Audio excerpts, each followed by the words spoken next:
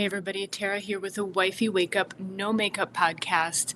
Today I am going deep and I'm going to talk about a silent killer of relationships.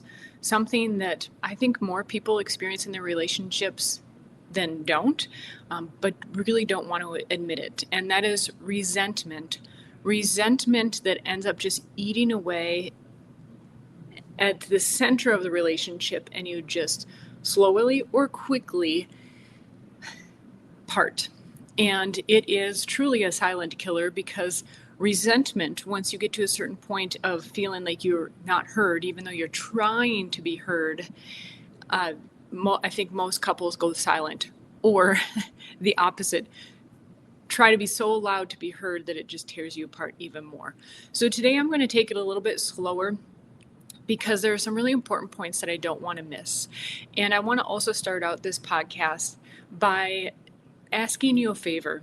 And particularly if this episode is helpful for you, you gained insights, give John, my husband, a thanks. Just say, hey, John, thanks, John, because well, of course, I had to go through some of this process and do the work.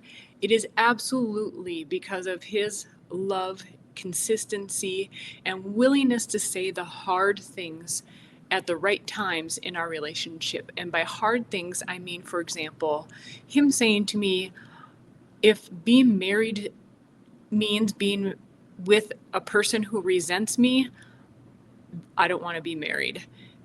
Not verbatim, it's not necessarily how John says things. It was probably a lot more clear than that.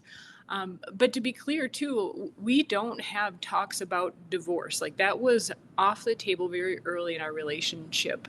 However, there were some very poignant times where he made that very clear. So resentment, he brought it to my awareness that I was behaving in a way that showed that I was resenting him.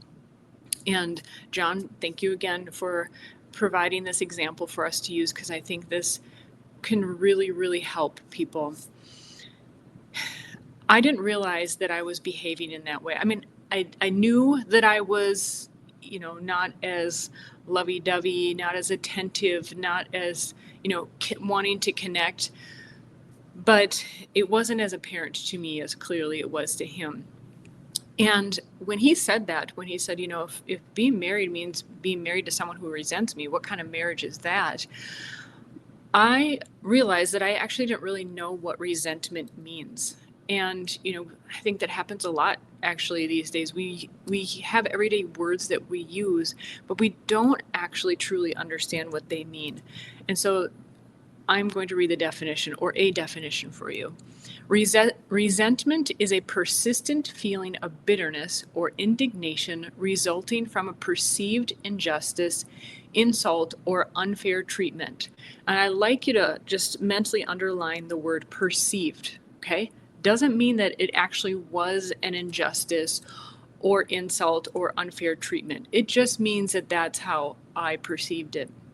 And it took some reflecting. It took a while for me to get to the bottom of it.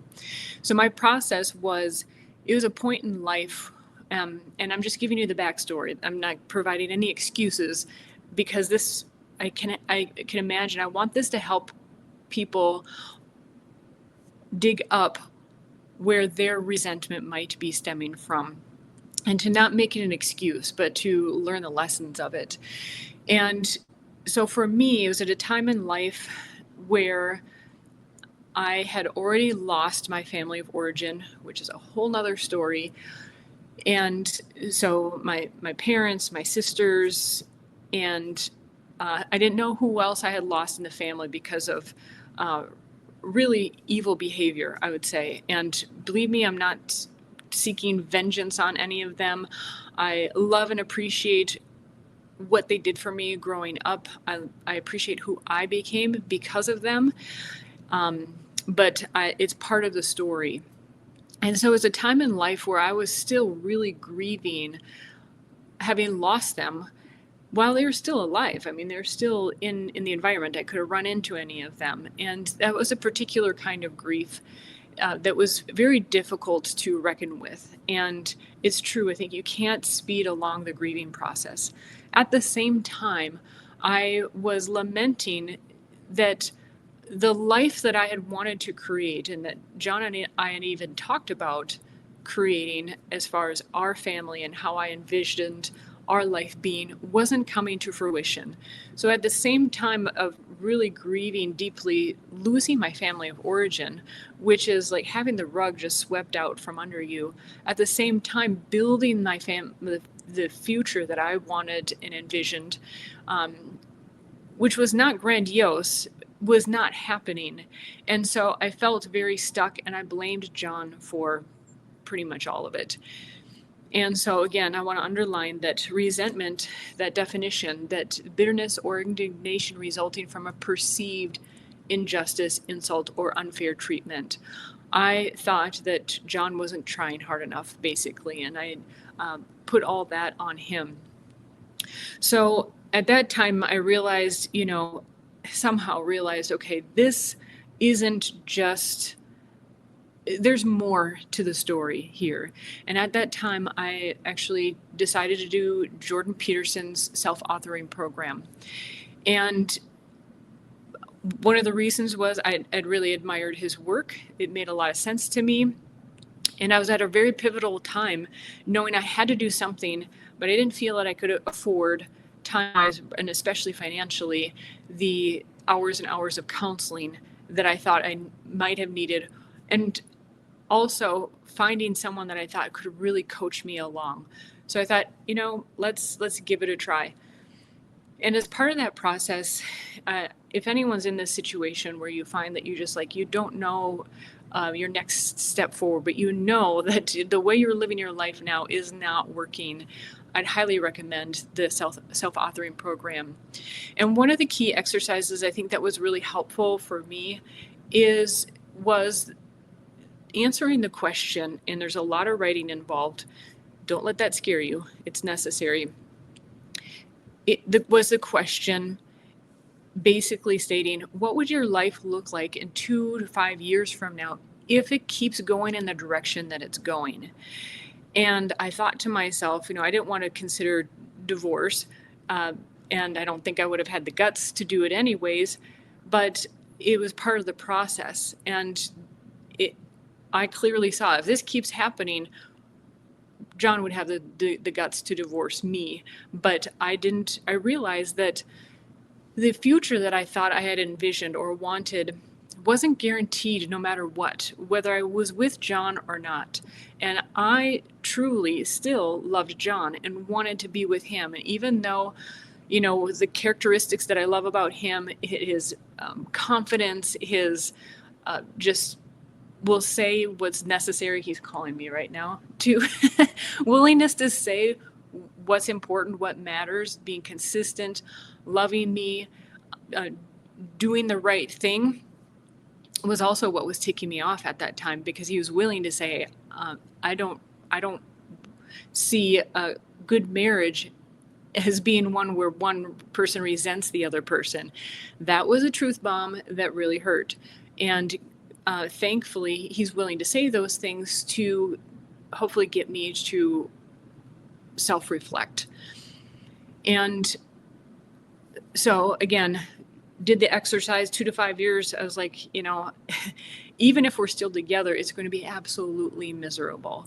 And so I decided to make some changes. Now, I think everybody's process is going to be different, and you're going to find out, of course, what are the underlying resentments are going to be different. But I think there's one key thing that I could share that may apply more across the board, is that I considered what it was that I was resenting. Was it actually really valid? Again, going back to the definition of resentment, I was perceiving that he was not participating 100% in life and going in the direction that not only I wanted to go, but we had discussed. It was part of our life plan. And I was perceiving that he wasn't doing his best to help make that happen. And I was allowing myself to become more and more resentful, because this is another interesting aspect. I love looking up the origins of words. So the root word the word resentment comes from the Latin sentire, to feel, and the French resentir. Sorry, I don't speak French. Resentir, maybe, to feel again. So resentment is the act of feeling something painful or offensive on repeat. That's with the help of ChatGPT. Thank you. And so it absolutely makes things worse to be thinking over and over again in my mind that life is not going the way I want it to, and John is not doing his part to make that happen. And I had to pick apart the truths and the not truths about that. And the truth, the not truth, was he was doing his best. He just has an amazing way of looking like the duck on water, right? You don't see their feet paddling. And so I, of course, and I didn't try to see what he was indeed doing to help our envisioned future come to fruition. The other thing that was not true is that, well, that's the main thing. And the other thing is that I was allowing myself to keep feeling that resentment. And the truth is, I wanted to be with him. And the future, if I kept going in that direction, it was going to be very deleterious. So I decided somehow, I didn't know what I was going to do at the time, but I think the one tool that can apply across the board is just getting to the truth of things. If whatever you're feeling resentment about, maybe you're feeling like he's not listening to you. Well, is that the truth? Maybe you guys have gotten to a point where he's tried to talk with you, but you're actually not listening to him. That apparently is a thing. And so it's really being super duper honest. And it may come down to actually having an honest discussion and asking these questions of your husband to get to understand maybe what is his truth in the matter. Okay. I don't really like saying that, like his truth, her truth, because it makes it so like everything is totally optional. Like I can have my truth if I want to have my truth, but it's getting to understand what they are perceiving. And I think having the humility to have that list of questions, and instead of trying to inform them of how you feel, informing your husband, well, this is how I feel, this is what we agreed to, this is what I think, I was willing to listen. Even if it was just that one thing that I heard. John was probably like, yeah, I had 5 other things that I was telling you. But if that's that one thing that changes direction, hey, that's all you need. So that was an extremely important point to come to. So once I got to that point, I was able to release my perception. At least try it on for size. I thought, what is it going to hurt to clearly, I already did this exercise, and if I continue this way of thinking and feeling for the next 2 to 5 years, I'm probably going to be divorced. And I actually want to be with my husband. The things that I feel resentful about are not guaranteed in life, whether I'm with him or not. And I would rather be with him going through life than not. And a motto that I've made for myself in the years since is that life is going to be challenging anyways. And I would rather have my best friend, my best buddy, the person I can count on with me in life going through any of those challenges than not have him with me.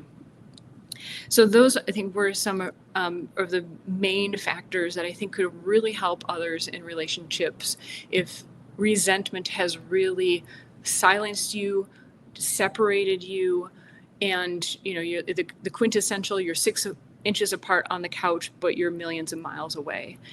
And especially because if you have kids, when you're around others, they can feel it. It just oozes out of you too, in looks and passing comments. It will come out as little snide remarks, and that's not good for anyone.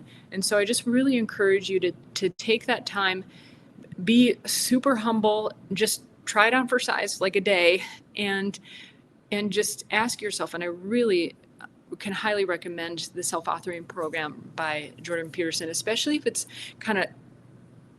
not just in your relationship. You feel that your life needs to change the direction also. It may not just be in this one area. I definitely recommend it for that, but it certainly applies if it's just one area in your life as well. So again, help me by giving a big thanks to John for this life lesson. It is because of him that we are still together. We're thriving. We have, I call it a successful marriage. I think, I see all over on social media too about in relationships that, doesn't mean that you're going to be giddy in love forever. Well, actually, I think that can come back, and you can have, even 25 years into your marriage, you can be delighted to see each other. You can be happy to be with one another. And it may not be the newlywed vibe, but you can still have fun and really, truly love each other. If you want to hear more about that, on how to, especially after the resentment, you really got to do some work. That resentment will just snuff out love and any of those good feelings. So if you want to hear more also about how to rekindle that love, hit me up in the chat, in the comments, and say, tell me more. I'd be happy to share that with you, because that is the next step in the journey as well. I could say so much more about this, but let's call it quits there. And again, thank you, everybody. Give John a high five in the comments. Make sure to like, subscribe, definitely share this with anyone who comes to mind that you think could benefit from this. And thanks, everybody. We'll see you soon.